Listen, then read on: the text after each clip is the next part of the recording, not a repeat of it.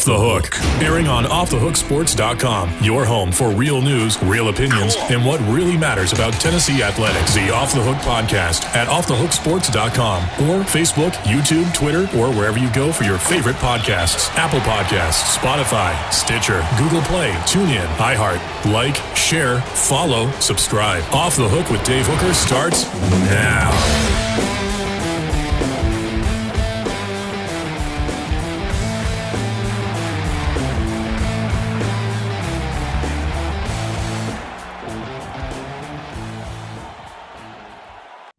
Yes, we are loaded up on the show today. Ben Joyce will join us, the flamethrower for Tennessee's pitching staff. And I know that you're curious how they're responding to the loss in the postseason, but we're also going to talk about the work he's doing for Children's Hospital, which is awesome. So we'll be joined by Ben Joyce. Also, a full recruiting update. We're going to talk some recruiting with Amanda and Ethan. I'm Dave Hooker. Please set your notifications on Twitter, Facebook, Spotify, Apple, wherever that you get your podcast, and subscribe to YouTube because you'll get sneak peeks. We got a lot of stuff up there before we even release it out on the site. So you can check it out and get that notification with a YouTube subscription, and it's all free.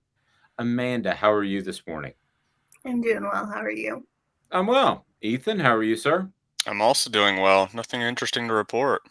Awesome. Well, sometimes nothing interesting is a good thing. Yeah, definitely a good thing. Because interesting can go one of two directions, and one's bad. I did get a car finally. There you go. That's strong. That's pretty interesting. I can't believe I missed that. But yeah, finally. Yeah. It's been a while. Kind? It's a Hyundai Sonata 2013. Ooh. Well, and look at you, fancy. I will tell you what, too, along those lines, Amanda went a little viral yesterday with her SEC column. Maybe not completely viral, but did get some people that are like, hey, what are you, crazy? The gist of the column was what, Amanda? You put it in your own words while I pick something up off the floor. If you are an SEC fan, if your team is in the SEC, stop rooting for SEC teams. Stop it. It does nothing. It doesn't help you. It hurts you. Stop rooting for people to take your recruits and beat you with them is the dumbest thing I've ever heard. Yeah. Fair enough. Talk about getting a car. You got to go to Vols Automotive. Car shopping made easy. Vols Automotive, their mission is to be the automotive home of drivers in the Knoxville area. They provide a vast selection of used vehicles, exceptional car care, and customer service with a smile. Local dealership keeps a great stock of used cars, trucks, and SUVs in inventory. How about that? It's pretty awesome. And if you want to talk about auto financing, we can do that for you. That at Vols Automotive. Also, great car service and repair. So let's get to some news from the day. And first of all, last night was the premiere the SEC storied Catch 98. We're going to visit with Debbie Jennings, we hope, for that tomorrow to talk about just that 30 for 30 top thing. They call it SEC Storied now, but they're all owned by the same company. So basically ESPN and the SEC, they just relabel things. Yeah, it's a secret. So that was out. Obviously a monstrous year for Tennessee, winning the national championship 97-98 with the Meeks. I mean, that was a fantastic team that lived up to the billing, undefeated, just phenomenal, just way better. They were, I believe, the last truly dominant team with expectations before this Tennessee baseball team. But anyway, so, and then that year was really a bit of a culture shift as you go back to 98, because there had been this division between the Lady Vols and guys that were just football and men's basketball fans. And this division was out there because Pat Summitt had had so much success. And I can tell you firsthand, being around the program, when the football team finally won a national championship in 98, that kind of all went away. And, you know, really it was a lot of fans acting like jerks, quite frankly. I mean, that's what it comes down to. I mean, why not cheer for the Lady Vols and have success there and get that publicity whether or not your football team's winning the national championship. But ultimately, Amanda, that 98 year, that calendar year, however you want to look at it, the two academic years kind of overlapped with basketball, and then you go into 99 winning the national championship team off the 98 season. That was really a culture shift moment at the University of Tennessee. I mean, that was a huge year, needless to say. Yeah, I was alive during that time, and I remember my mom. My mom was so excited about sports. She's a big Tennessee fan, and in a house of Alabama fans. So that was her time to shine back then. But I think as far as like butthole fans, everybody has them. Everybody, and the more you win, the more you get them. And most of the time, it's the bandwagoners that are the buttholes that really are not true fans that could not tell you a single thing about your university or the football team past whatever year you're in. So I wouldn't feel too bad if I were like a UT fan back then. Yeah. Can you imagine, Ethan, what it would cost to have essentially a 3-hour commercial on ESPN? Because even if you don't like the Lady Vols, you should like the fact that, and I don't hear that as much anymore, but you should like the fact that they are, and even back then, getting all kinds of publicity. I think I've mentioned this to you before. Terry Fair said he was in Phoenix, Arizona. He went on to have an all-pro career in the NFL. He didn't know who Tennessee was until he saw the Lady Vols. I mean, what would that cost to have a 3-hour commercial for your program, whether it's Final Four or whatever?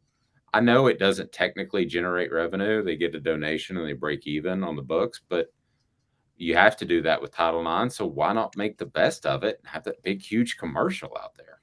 Yeah, I'm legitimately really excited to watch it, and it's really I guess, a testament to people trying to grow women's athletics right now. I mean, you see it all over the place with the WNBA. You see it obviously with the women's college softball World Series that just went on. Oklahoma absolutely just demolishing people, and not a lot of fans know that. Not a lot of fans know that that's like just really fun to watch, and they are very talented, and there's a raucous crowd there, and so I guess not just a commercial for Tennessee athletics, but putting that basketball team, which was, as you said, dominant on that pedestal, is just cool for women's athletics in general. Yeah, and I think it could add to a reemergence of Tennessee as one of the top basketball schools. Yeah, I like where they are. I like the direction they're going. I never felt as confident when Holly Warlick was the coach, quite frankly. The difference is now it's getting closer to men's basketball, Ethan, which I know you follow closely. Instead of in 98, there were 2 or 3 teams that legitimately went into the tournament that could win a national championship. And you basically could pick, I mean, it was that one-sided. I mean, this is before you were alive, but you could basically, a lot of those pick, hey, it's going to be UConn this year, it's going to be the Lady Vols this year, going in. Now, there were upsets, don't get me wrong, but they were few and far between. So there were 2 or 3 teams that could win, and the women's side. Now there's probably 8 to 10 on a given year, whereas the men's, I would say, has consistently been it varies year to year, but 16 to 20 teams going into the field of 64 that could win it. So it's getting more competitive. So you're not going to see the dominance the Lady Vols had under Pat Summitt, partly because she's not there, but also it's just a totally different game. Yeah, it is. And it's kind of what puts college basketball over the NBA for a lot of people is that parity. Because going in this year, you couldn't be more spot on. 16, I would even venture higher teams that could have possibly won it. Kansas, I forget if they were a 1 or a 2 seed. They were up there. I think they were the last 1 seed, but that's not important. No one really thought Kansas was going to win it. Not really. There was a lot of people saying, I'm not sure Ochai Agbaji has what it takes to lead that team, and Christian Brown and all those guys, and they just kind of swept through the field. It wasn't particularly close. And everyone's saying Gonzaga with Chet Holmgren and all those guys that firepower on that team. They're just going to blitz through, and they didn't. St. Peter's made it to the Elite Eight. The parity in that game, and I feel like slowly the parity in women's college basketball as well is getting there. Not on the level of the men's side, but it's nice to see in college sports, at least, at least from a basketball perspective. Now, football, I could go on a diatribe about that, about how it's not even that fun of a product to watch because it's 4 teams every single season, but we won't get into that right now. Well, there's some truth to that. And expanding the playoffs might add more blowout games, but that's a different topic, certainly for another day. But they're just blowout. Yeah, I mean they're it's not even close. Yeah, so Amanda, there's not going to be for those Lady Vol fans that want Kelly Harper to be able to make some sort of crazy run and win a half dozen championships. She's not Pat Summitt, and ultimately this backdrop of women's college basketball is more competitive. So that's not going to happen. At the end of the day, if she wins 2 national championships, she's a Hall of Fame coach, no question about it. It's different. This isn't Pat Summitt. This isn't the 90s. This isn't the same era either. Pat Summitt was a once-in-a-lifetime coach. This right now it's completely different because recruiting has changed. Women's basketball is on the map thanks to Pat Summitt. You will have other people, talented people, going different places because people are looking for that talent more and more and more. I mean, I don't know how many people in the 90s were really looking at women's college basketball or what schools were placing any kind of importance on it. Now it's completely changed. So, and that's thanks to Pat Summitt. Well, I mean, this is how much it's changed. I mean, it's totally 100% legit in most people's mind. I can remember it was Just Shoot Me or Just Catch Me, whatever show that was about a PR agency in New York City. And, David Spade, the comedian, the real snarky one, came up. I mean, this was a joke that ran in the 90s, and I don't think it would run now. Somebody came up to me and said, I've got tickets to the WNBA game tonight. Do you want to go? He goes, I don't know. It depends. What are they wearing? So that's not how it's viewed any longer. No. It was still a great line, but that's not how it's viewed any longer. I mean, I think that the fact that Russia is willing to hold a WNBA player, they know that it creates at least some publicity. That kind of legitimizes the standing of the sport, I guess. But I don't know. Maybe they're just terrible dictator people, which they are. Yeah. So there's Both that. Can be true. Yeah. As I look outside the window and a missile comes towards my head. June has become a busy month in the world of college football recruiting, and a ton of young, talented prospects have been on Tennessee's radar, including quarterback prospect Antoine Hill, 6'5", 205 pounds. He got a scholarship offer. Of course, all of this would be very interesting if he came in, and I've seen it before where the younger guy comes in and usurps the older guy, but that's not going to happen. He's a class of 2025 guy out of Warner Robins, Georgia. So they're already thinking about the future after Nico, Ethan, and this team continues to move forward, and it's kind of like you have to scramble in the beginning just to get a team together of transfers and JUCOs and whatever they might be. And that was like 100% of the goal year one. And now it's more like 50% of the goal. And you're also thinking about next year and the year after and the year after in recruiting. But you see Tennessee starting to do some of that, which I think is a very positive sign for the progression of this program. It is a very good thing. I feel like some people think 2025, though that's 3 years from now. This kid has just finished his freshman year of high school. Why bother looking at him? Well, if he's going to be the next, fill in the blank, any quarterback you want, Peyton Manning, Tom Brady, Patrick Mahomes, you should probably look at him. Now, the likelihood is he's not going to be that, but, there's Ohio State, for example. They're looking at a 2025 guy right now, Colin Hurley. and he's been impressing people, but he's not ranked on 24/7 right now. Neither, I believe, is Hill, just because people don't know that. But to be able to get your scouting people in and look at him and say, hey, could this guy progress to be what Tennessee wants? That's a big thing. And I know Hill said that he plays in a similar offense to Tennessee's, so there's some overlap there. So, it would be easy to move him in to the offense, get him acquainted, and he's just a good guy to be targeting right now. So it's a good look on the program for sure. I think you nailed it on the head. Tennessee has been one of the top contenders for Jeremiah Cobb since the Vols gave him his first SEC scholarship offer about 8 months ago. This according to 24/7. The 4-star class of 2023 running back from Montgomery, Alabama, said he's mainly considering 3 schools: Auburn, Clemson, and Tennessee. So I used the nowhere, somewhere, anywhere. That's how I rate players instead of 4 stars. So the nowhere is a guy that's going Division II. The somewhere would be this guy. He's got Auburn, Clemson, and Tennessee. The anywhere is when Alabama and Georgia basically say, come on, come on. So that's, Amanda, that's my official recruiting designation instead of stars. Do you like that? I think that's very accurate, probably more accurate than the star rating. I don't like any of those choices for that guy. Yeah, he's a somewhere guy.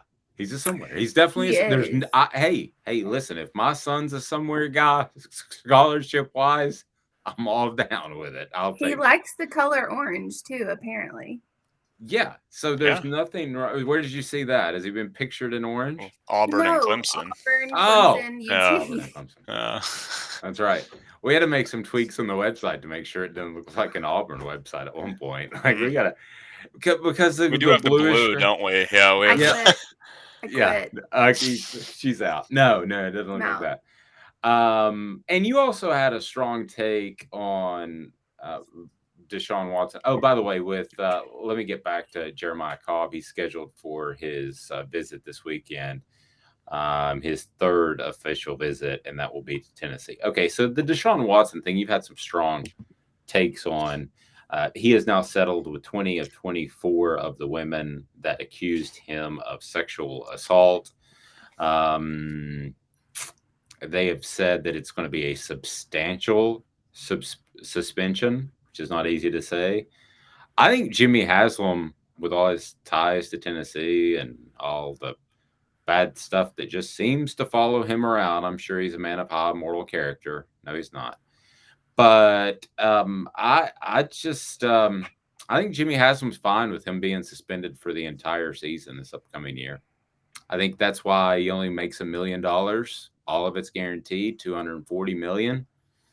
I don't think the Browns are depending on Desean Watson to play this year because of the way Jimmy Haslam wrote up the contract. Yeah, I don't think they ever were. With the Desean Watson thing, settling with 20 out of the 24 women, I think people look at that and say, well, obviously he's guilty. No, there's a lot of people that settle with people just to make it go away, if they can, just to make it go away, no matter which side it is. Settle out of court. I did that yesterday, as a matter of fact. Not legally, but I will give you an example to just support your point. Okay, go ahead. So I had somebody, we were, there's all these little things that pop up on credit and stuff. And I just hired this company a few months ago to just clean some of those things up. And it's a car payment a month. It's not cheap. And so they did it. And I was like, it's time to cancel. So I canceled in March, but I got billed for it yesterday. I just got to the point where I said, fine. Don't refund me my money. Just make sure I'm canceled from this point forward. Just please, I'm done. And yeah, I canceled in March, but at the end of the day, I didn't want to. Now this is way different, but yes, at some point you say the juice isn't worth the squeeze. Exactly. You're paying more in lawyer's fees just to fight something when you could just sweep it under the rug, make it go away. I'm not saying what he did was not morally wrong, but I'm also saying we can't just go out and ostracize him for something that's not proven yet. And if 20 women are willing to settle out of court, I judge, or I don't judge, but I question the integrity of what they were saying, to be honest. That's I do. well, it's a lot of women. It's now 20 instead of 24, or it's 4 instead of 24, which is, I guess, Yeah. good for him.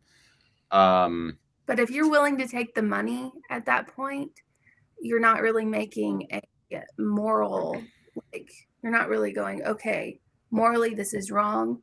For instance, the Jameis Winston, the one at Florida State, she wouldn't take any money. She wouldn't do anything. She wanted him prosecuted. She absolutely stuck to her guns and wanted him prosecuted. To well, me, when you're a woman and you take the money or you settle, that I don't like that as a woman, as a female, I don't like that. interesting. That's it's an interesting take, and it carries more weight. You being female, and I do think there are some women that could see this happening and be like, "Oh, I gave Desean Watson a massage. I want to be in on this lawsuit. I want some money." In the end, I think he did it. I think he's pervy. I think he's got problems. I think that I hope he has those addressed, but we shall see. And then quickly, Brooks Koepka has withdrawn from this week's Travelers Championship. I want to get into that. This whole live tournament is just awful. It may be the end of the PGA. And Gronk retires for the second time. So we've got a lot to get to, but this guy is who I look forward to getting to. It is Ben Joyce. He is former pitcher. That doesn't sound right at the University of Tennessee. But Ben, how are you, sir? I'm doing great. I'm actually over here in Tennessee right now trying to get some throwing and workouts in. Just trying to stay around the facility as much as I can. So I'm doing good. I hear you. What? Let's just go ahead and get this out of the way. I mean, I'm sure you were incredibly disappointed. Can you just kind of describe what the past week's been like since things didn't go your way or the team's way against Notre Dame? Yeah, I mean, that was a tough one for sure. We really thought we were going to be in Omaha this week and playing for a national championship. But, I mean, just having to know that was the last time we'll get to go out there and play at Lindsey Nelson Stadium and play with all those guys on that same team. We'll probably never be in the same all of us together in the same space ever again. So it was a pretty tough week for all of us to kind of let that sink in. And we got together a few times and had another team meal with Coach V and all the coaches. And it was tough, and it's going to be weird to know that'll never happen again. It was a really special season. It was special. You should be very proud of it. And I think the further you get removed from it, the more and more it'll sink in that way. So I just think what you guys did was amazing. But let's get on to something else that's amazing. I don't know that I've ever shared this in 20 years of being on the air, but I was in a pretty severe accident when I was a kid, and the doctor told my parents that I would lose my foot, my leg, or my life. And they said, well, and then they go in to check on me. They come back and say, we're going to go ahead and take his foot off to make sure that there's no infection. And so my parents said, can you try one last time? They did. So they pricked it one last time. It responded. I still have my right foot. I have my right leg, and I'm alive. So Children's Hospital means a lot to me. And the fact that you're giving back, and I saw that tweet and I immediately wanted to get you on, I thought was really cool. If you can just talk about your motivation to be a part of that cause, because man, you're doing a lot of good. I can tell you that.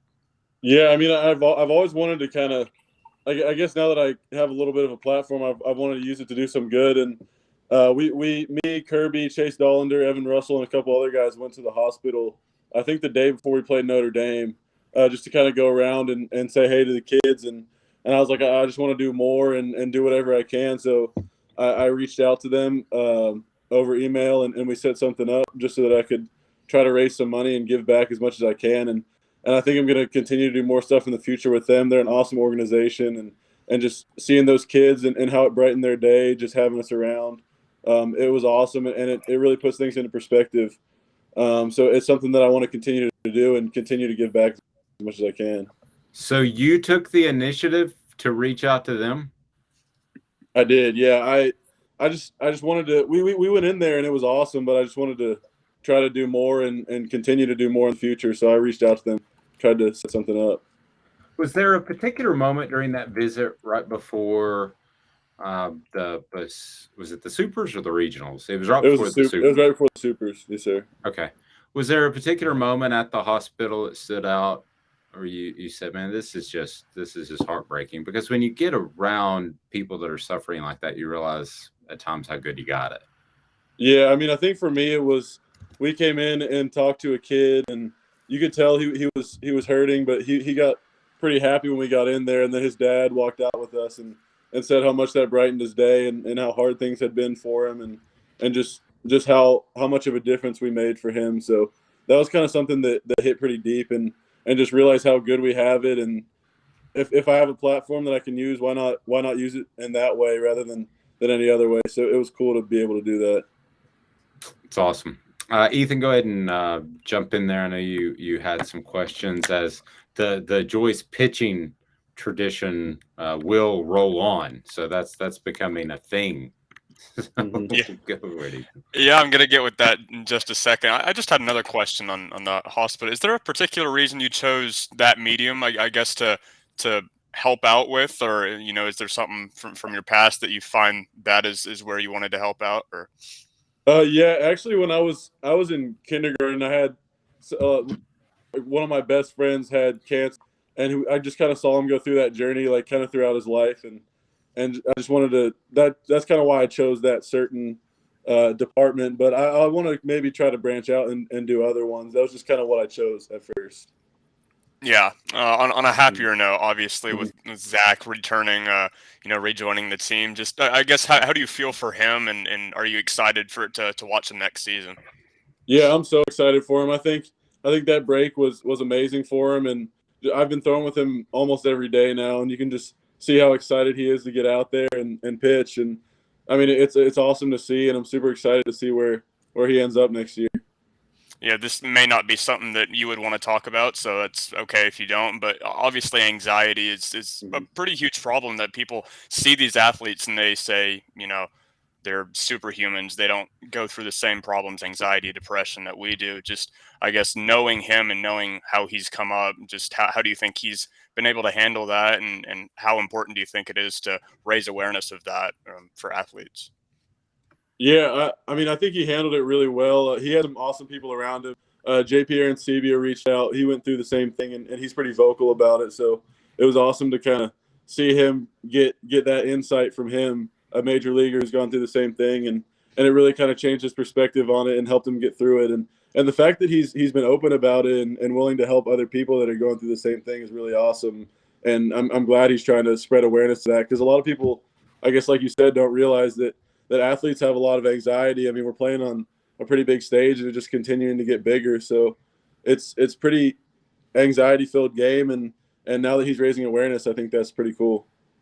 Yeah, and obviously with the Final Four left, there's Texas A&M, Ole Miss, I believe Arkansas. 3 of the 4 schools remaining are SEC schools, and obviously Oklahoma's coming soon. Just what do you think that means for SEC in general, and did you expect it to be this way?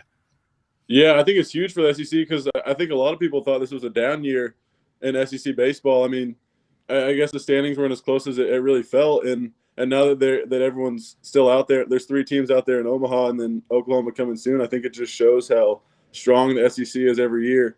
I mean, even in a year that you think it's a down year, where 3 out of the 4 teams still in there are SEC teams, and I think SEC baseball is continuing to grow so much, and I think it's going to be super exciting to see how it is next year and in the coming years. So, Ben, we're going to let you out of here. Just talk about the preparation. I know you're in San Diego, and just how you prepare for the major leagues, kind of your expectations, and then that sort of thing. Yeah, I went out there, San Diego, and met with most of the teams and did all my medical stuff, just try to get that out of the way. Now I'm just down here at Tennessee, working out pretty consistently, probably 5 or 6 days a week, and just trying to stay in the best shape I can, maybe even get a little stronger if I can. Try to get that 106 this next year. That'd be cool. That's what I was about to ask you. Do you ever think about 106, because your body's still developing? Yeah, I mean, I think now that I'm in the off season and out of this past season, I think that's something I'm trying to work for sure. Hey, can I read you a couple of things off of your scouting report? Yeah, sure. Okay, cool. All right, this should be good. I'm gonna read you the good and the bad, but I'm having trouble finding bad. His fastball may be the most electric the industry has ever seen from an amateur. That's pretty crazy. That's pretty crazy. I mean, considering my freshman year of high school, I was topping out 65. I never really thought I'd be in this position here. It's pretty crazy. I mean, crazy. They use the word ever. I mean, that's there's been a lot of baseball players. Oh my gosh. Yeah. I don't see it.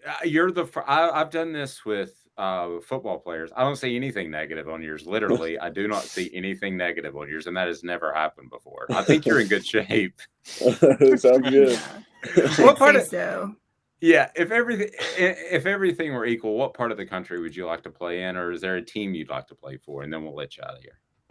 I mean, honestly, I'd be happy playing with anyone. I love warm weather, so that'd be a plus for sure. But I mean, I'm happy to go anywhere. Whoever's gonna take me, I'm gonna try to make an impact. So. Did you have a favorite team growing up? Did you follow anybody? Yeah, my family's huge Pittsburgh fans, so it was a little tough growing up. Baseball wise, but yeah, we're big Pittsburgh fans. So I went to a couple Pirates games growing up. Well, if you can land at the Brewers, there are people that would be extremely happy. Extremely happy. That's awesome. Pitching staff, yeah. Yeah, I'm pulling for the Yankees, and I might ask for a ticket request at some point. But I tell you what, have a blessed day. You're always going to be a huge part of the Tennessee athletics family, and what you're doing is fantastic. Sorry things didn't end exactly how you wanted in the postseason, but you guys did a lot, man. Thanks for the time. Yeah, thank you so much. Thanks for having me again. Thank you. I appreciate it. And this time a tree didn't fall down. Look at that. Because it was the last time we had been on, a tree fell on my power line and knocked out Wi-Fi right when we told him goodbye. So that's good and bad. The timing worked out where we had him all on, but it wasn't. He's adorable. I love that guy. He is so cute. He's like just adorable. Yeah, doesn't he seem like the guy though that could handle the Yankees, the New York media attention? I mean, it just seems like he's so comfortable within his own skin. You know, there are some guys that you're like, I don't think they could handle that type of pressure. But I just don't think he would have any problem with it at all. No, I don't think so either. I think his heart's in the right place when it comes to this kind of stuff. And I think he's a very humble kid, which people don't, when they think of Tennessee baseball this year, they don't really think of humble, but he is. He just seems like he's so sweet. I don't know. I think he's just an adorable little kid. I mean, not little kid, but you know what I mean. he's pretty tall.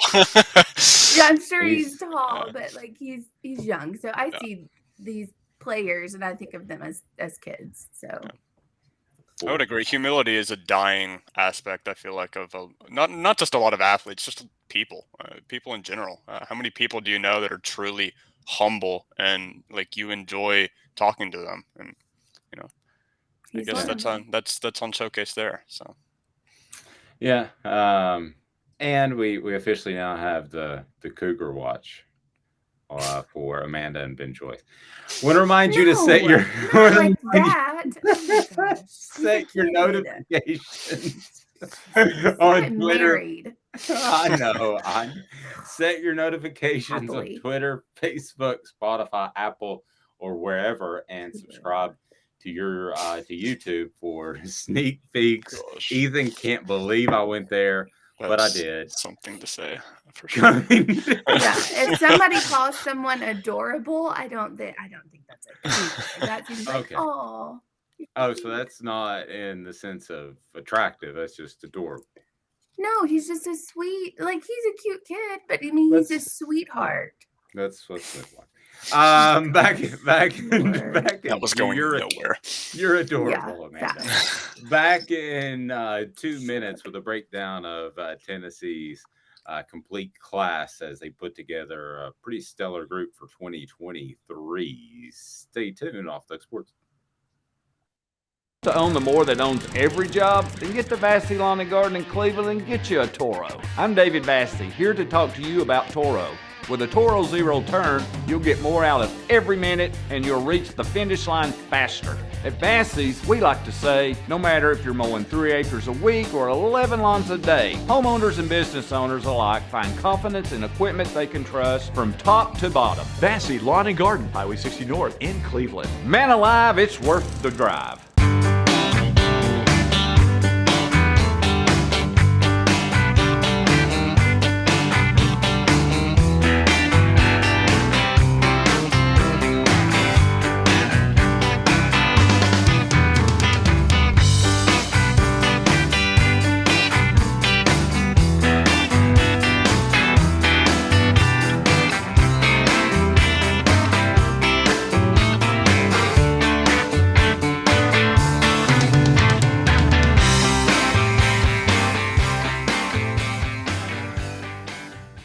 Hi, Mike Davis here with City Heating and Air, reminding you to always dare to compare.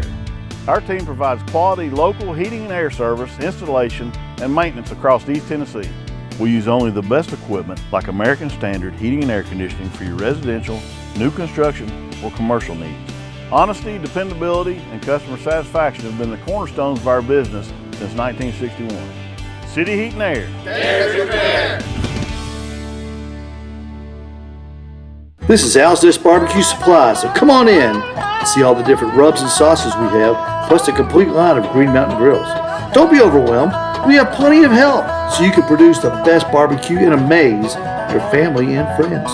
Barbecue is America's food. We'll do what we can to bring you all the best products. We're Al's Nest Barbecue, where Chattanooga goes to grill.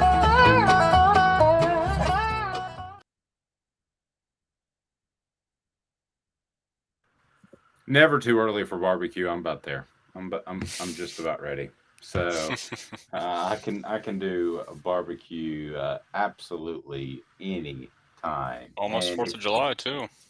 It is, and if Yes. you're making plans to get out and about and follow some sports, or maybe you're doing the staycation where you're staying at home, a great place to go is Big Orange Phillies. Go to Big Orange Phillies.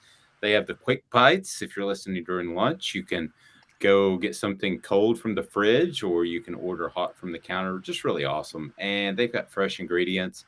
They're casual, but that doesn't mean stale. And you can stay a while. Darts, billiards, live entertainment, karaoke. Man, that's where you need to go. And it's family friendly, which you just don't find everywhere. And that is very, very important to the crew there at Big Orange Phillies. So certainly check them out. You know what it's time for now? We're going to get you an update of Tennessee football recruiting. It is Talking Cruton. We do that right now. Talking Cruton. Am I right or am I right or am I right? Who's on Tennessee's board? The names you need to know exclusively on Off the Hook Sports with Dave Hooker. All right, let's get to it. Talking Cruton, as I want to look back at the 2023 class, and I'm just going to or look forward to the 2023 class, however you would say it. So I want to look at the current commitment list and just get your thoughts, Ethan in particular, but feel free to jump in there, Amanda. But I do want to get Ethan's thoughts on how big of an impact these guys will be, so, and what you can expect kind of out of year one. And I know we're projecting, but that's what recruiting is all about. That's Cruton coverage, brought to you today by our friends at Zool Beer Company, and Amanda will tell you more about Zool here momentarily. Let's start with Caleb Herring. He's out of the Riverdale High School, Murfreesboro. 4-star edge has become a term that kind of rubs me the wrong way. I don't know. I just don't think I guess we made up H-back like we talked about yesterday, Joe Gibbs did. So now we make up edge. And I get it. Yeah, and he's not really a defensive end. I get it. What quarterback's responsible for this? What quarterback? I don't know. Said Peyton Manning was responsible for the halfback, or he played. No, Lawrence Taylor was responsible for the that's H-back. Yes. Yeah, because Lawrence Taylor and Peyton Manning are very similar individuals. But you said something about how Peyton Except for- Manning changed the game. So I'm Right. wondering what Oh. quarterback changed the game to become like now there's just an To edge. make an edge. Well, I think it Yeah. was the defensive shift, and it came from Nick Saban, actually. They basically went up to the guy in the end and said, I really don't care if you put your hand on the ground or not. So suddenly a defensive end is a linebacker, or if he prefers rushing, then he puts his hand down and he's an edge. It's the one smart thing that Jeremy Pruitt ever told me. But it really doesn't matter. Rush the passer however you want to. Now you got to be able to anchor down against the run, which is easier. But Caleb Harry in a big pickup, I don't think there's any question about that, Ethan. No, obviously. He's probably the premier pick except for Nico. And, most teams don't get a Nico. So imagine Nico didn't commit to Tennessee. He'd be the top guy in the class. And obviously Elijah Herring, his brother, I believe looking at Tennessee as well. And so it's, he's going to be a great player for Tennessee. I think, obviously getting that depth at edge is an important thing just because it's such an important position, especially in college. So to be able to stack those guys is obviously big news. Yep, no question about it. A couple other guys want to run through and just stop me when you feel like it. Ethan Davis of Sewanee, Georgia, 4-star tight end. Sylvester Smith, 4-star safety out of Munford, Alabama. Trevor Duncan, 4-star athlete, a Catholic there in Knoxville. Mm-hmm. Feel free to jump in. Do you have something on him? I mean, not specifically. It's nice to have these local guys. That's the one thing I'd say about Trevor Duncan. Obviously, he's listed as an athlete that could really play either offensive or defensive line. He's probably going to stay at his natural position of offensive tackle. I mean, I would guess right tackle, especially as, a freshman coming in, and then they'll just move him along as they see fit. But it's nice to be getting those local guys, another Knoxville Catholic guy to go with the Mays brothers and all the great, players that have come from that school. Obviously a powerhouse in the lower rankings of Tennessee's private schools. So it's nice to see them recruiting from that level. And then obviously Sylvester Smith is going to be a solid player for Tennessee, one of two, I believe, safety commits in the 2023 class along Jack Luttrell. And that's obviously a position of need for Tennessee. So it's nice to see those guys, high 4-star guy like Smith, committing to Tennessee over other schools. Agreed. And it's good to see a guy coming from Catholic because remember, you had guys from Catholic go elsewhere. And the reason was they knew Tennessee's program and they knew it more than just being local. Also, a lot of the coaches' sons from the previous staff went to Catholic. A lot of people may not know that, but they did go to Catholic. And so let's just say those prospects had an insight to what Tennessee's program was like. And I'm not saying one of the kids said, I don't know, don't go to Tennessee because my dad's a dodo bird, but it might have happened.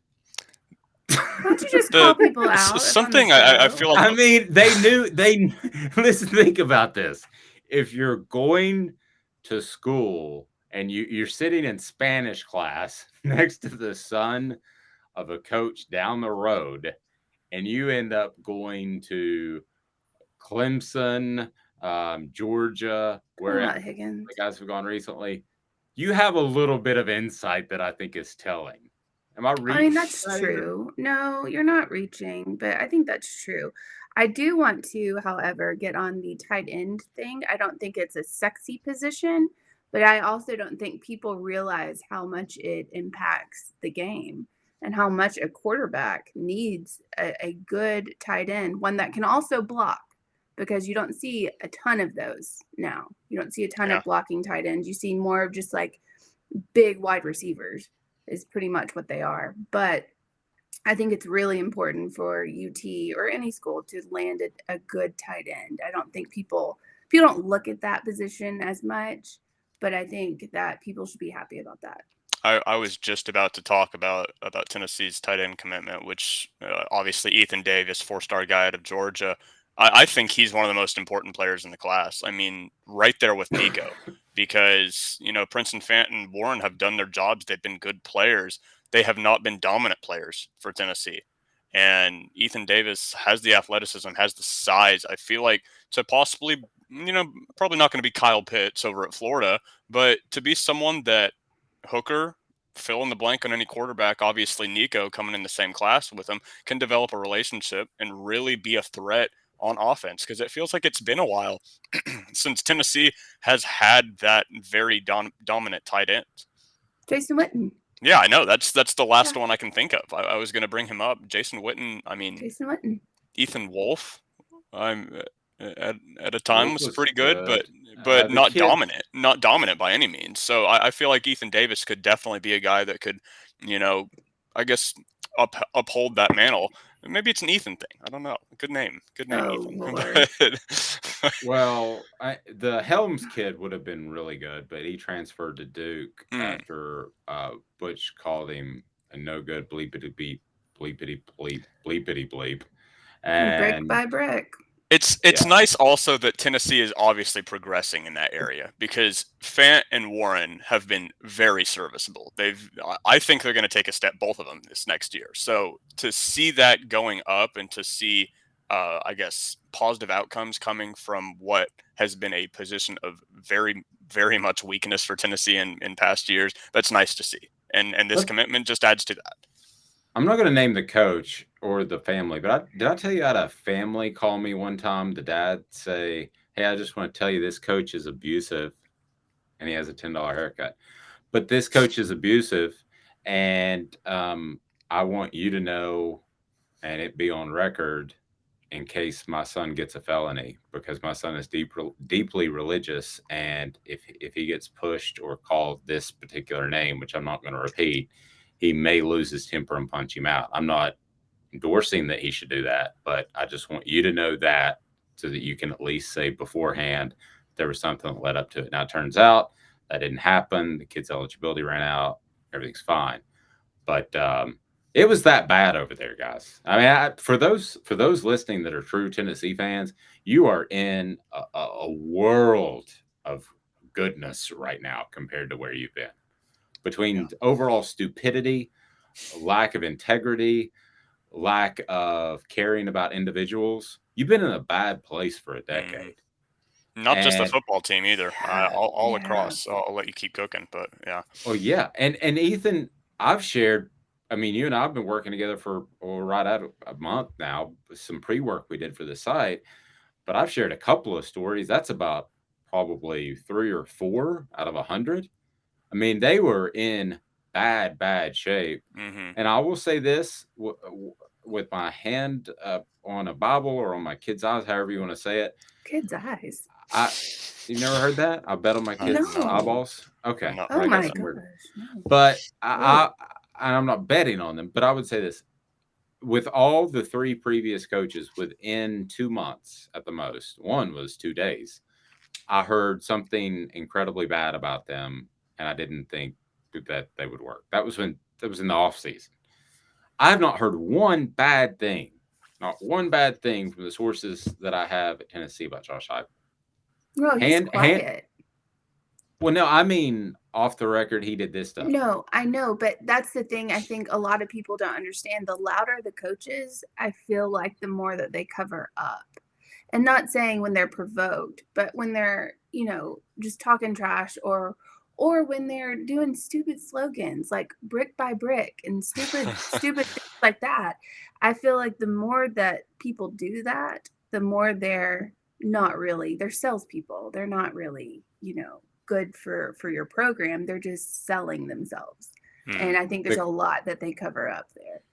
The call I got about one was fantastic. Said that a coach was in his office, heard somebody working outside his office, went outside and said, "That's a little loud." And he said, "I'm sorry, I can come back and do it later." And he goes, "Well, you're not doing it right. I'll just spackle this area myself." And told the guy to leave and did the spackling instead of, I don't know, evaluating prospects.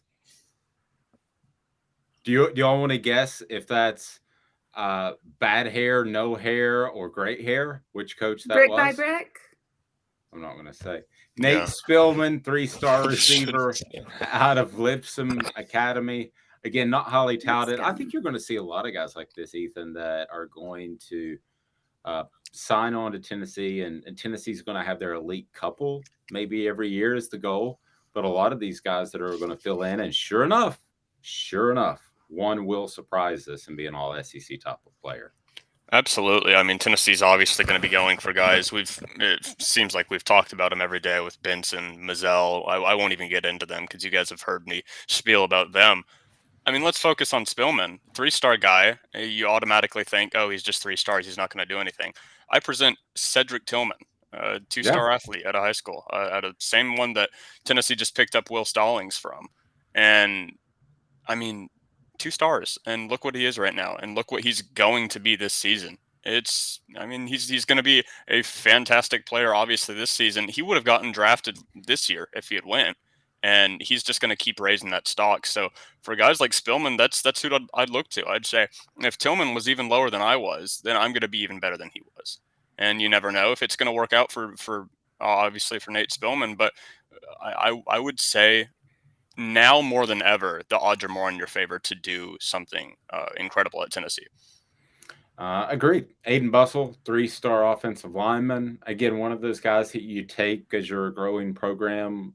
Would you like a guy a little bit highly regarded, an anywhere guy? Yeah, probably. But, he's an in-state guy, and Tennessee needs desperately to continue to grow those recruiting ties into Nashville. And Nashville is the next Atlanta. It just, by the way, I was running analytics.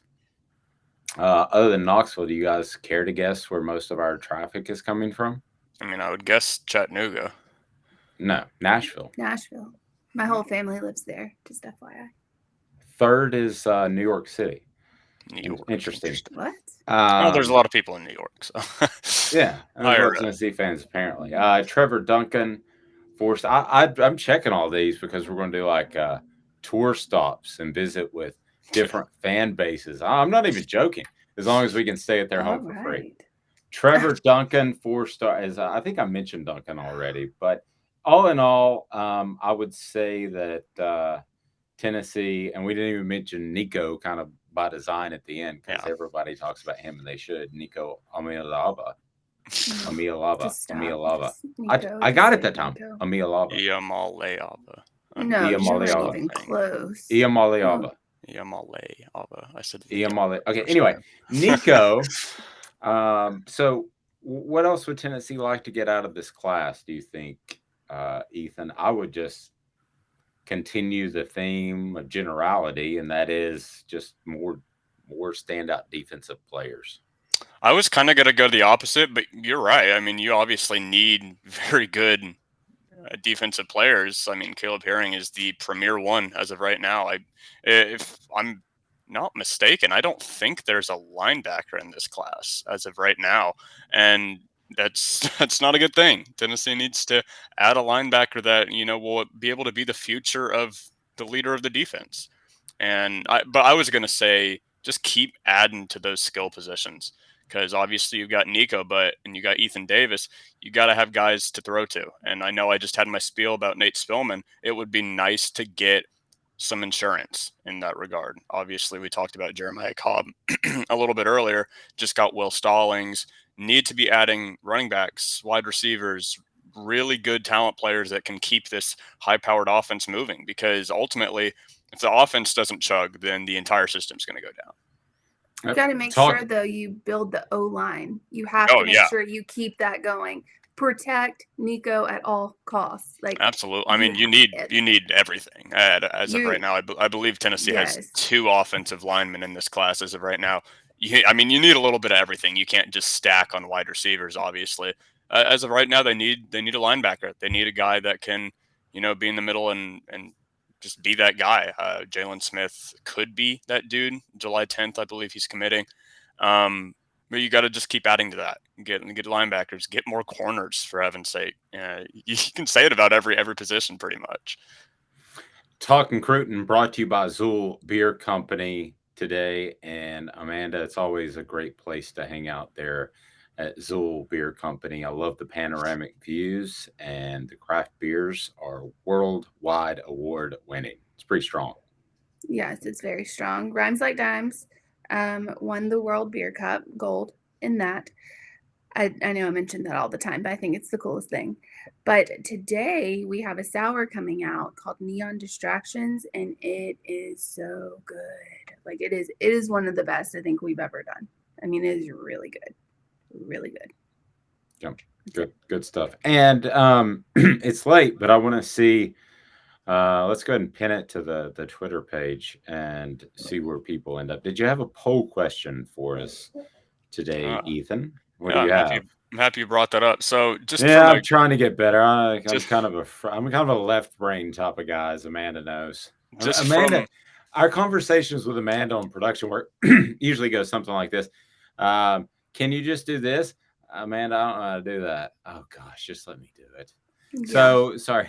Pretty much it. So Ethan, what do you got on the poll question today? So from a fan's perspective, which position in football do you think is the hardest of these 4 choices? And I said cornerback, quarterback, left tackle, and center. Is the linebacker hardest, needs to be in there. The hardest. I would say those 4 are harder than linebacker, but that was tough because linebacker. No. I mean, center and left tackle is one of the hardest, and center is insanely important. I mean, you could chuck. We have 2 offensive linemen, so you can put middle linebacker instead of, I don't know, I'd say center. Yes. I'd say left tackle is harder than center, but what do you think, Dave? Because that's the quarterback of the defense. You got to put the linebacker in there. Center's pretty hard. Yeah, but he reads the entire offense, like and calls like defensive switches in the backfield. Like you have to put a linebacker in there. Yeah, and I would put it as 5th most hardest. No, that's just me. But no. Oh, what do you think? So repeat the question one more time, just so I make sure I got it. Which position in football do you think is the hardest to play, and not most important, hardest between cornerback, quarterback, left tackle, and either center or linebacker? Okay, can I tweak that just a little bit? Sure. Just a slight tweak. So what if a little bitty tweak? So what if after the Pat Summitt thing yesterday would Pat Summitt win 8 championships if she started her career today as a Lady Vol? That's just a slight tweak. That's a slight tweak. Yeah, just completely change the question. let's go with yours. Let's go with yours. We could do that tomorrow. Yeah, because we're gonna have Debbie Jennings on to talk about the premiere of the 98 documentary. So yeah, that was a slight tweak. You have to remember that though. You remember it for tomorrow. I will remember it. And this day in sports / Tennessee history is brought to you by our friends at Craft Treats. Craft Treats has Chill Pills, full spectrum CBD treat.